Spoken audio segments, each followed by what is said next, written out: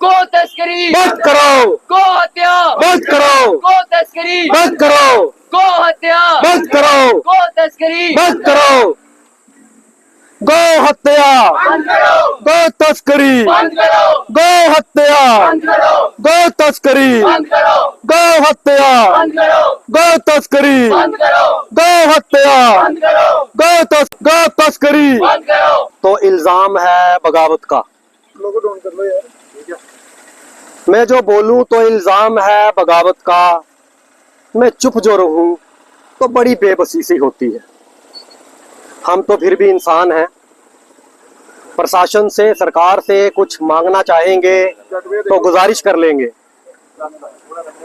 प्रशासन से कुछ मांगना चाहेंगे तो गुजारिश कर लेंगे। अगर सरकार फिर भी नहीं मानेगी तो अपने हक के लिए सिस्टम से लड़ लेंगे, फिर जाएंगे। लेकिन उस बेजुबान गौ माता की बदकिस्मती का क्या, जिस गौ माता को इस देश में मां का नाम तो मिला लेकिन दर्जा कभी हासिल ना हो पाया। लाखों करोड़ों लोगों की भावनाएं जिस गौ माता के साथ इस देश में जुड़ी हैं, उसी देश में गौ माता की निर्मम हत्या कर दी जाती है।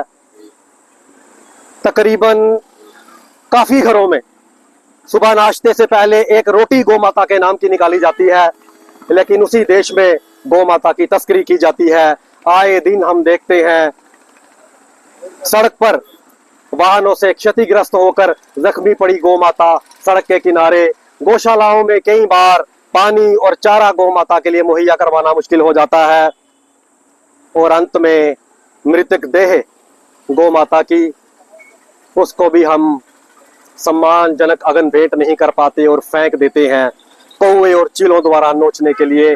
आज एसएसएफ की टीम उस गौ माता की व्यथा को बयान करने यहाँ एकत्रित हुई है और सरकारों से ये पूछना चाहती है कि क्यों आज तक ऐसा सख्त राष्ट्रीय कानून नहीं बन पाया जिसके तहत गौ माता की तस्करी और गौ माता की हत्या को रोका जा सके। क्यों आज तक ऐसा सख्त राष्ट्रीय कानून नहीं बन पाया जिसके तहत ऐसे अपराधियों को ताउम्र जेल की सलाखों के पीछे सड़ा देने की सजा मुकर्रर की जाए। क्यों इस मुद्दे को सिर्फ राजनीति के लिए, वोट बैंक पॉलिटिक्स के लिए इस्तेमाल किया गया? क्यों इस मुद्दे को,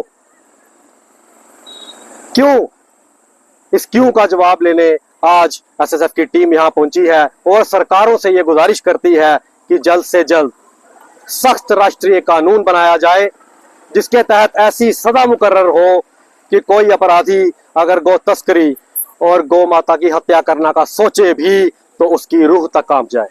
क्या देखते हैं पिछले लंबे अरसे से सरकार पूर्ण बहुमत की भी रही, लेकिन जब भी इनसे कोई सवाल किया जाता है कुछ जवाब नहीं मिल पाते। क्या देखते हैं क्यों आज तक लापरवाही बरती गई ऐसे संवेदनशील मुद्दे पर कानून बनाने से?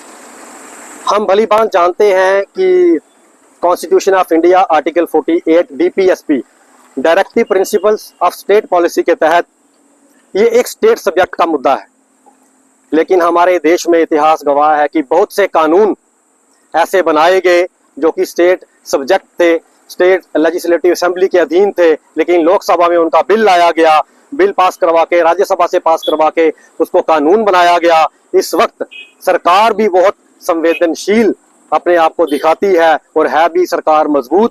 हमें पूरी उम्मीद है कि यह सरकार जल्द से जल्द एक ऐसा राष्ट्रीय कानून पारित करेगी, कानून बनाएगी जिससे गौ माता की हत्या, गौ तस्करी पर पूर्ण रूप से प्रतिबंध लगाया जाएगा। रणवीर पैनल कोड में कई तरह के सख्त प्रावधान थे, पशु तस्करी पर कई तरह के सख्त कानून और सजाएं भी थी, लेकिन यूटी बनने के बाद वो सब खत्म कर दिया गया और एक कमजोर सा कानून जिसमें शायद उसी दिन उसी वक्त जमानत भी मिल जाती है, गाड़ी भी छोड़ दी जाती है जो पशु तस्करी में शामिल होती है।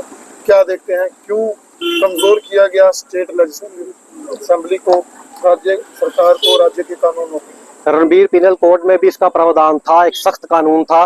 थोड़ा सा उसके पीछे जाएं तो महाराजा रणजीत सिंह के सिख एम्पायर में भी पूर्ण रूप से गौ हत्या पर प्रतिबंध था।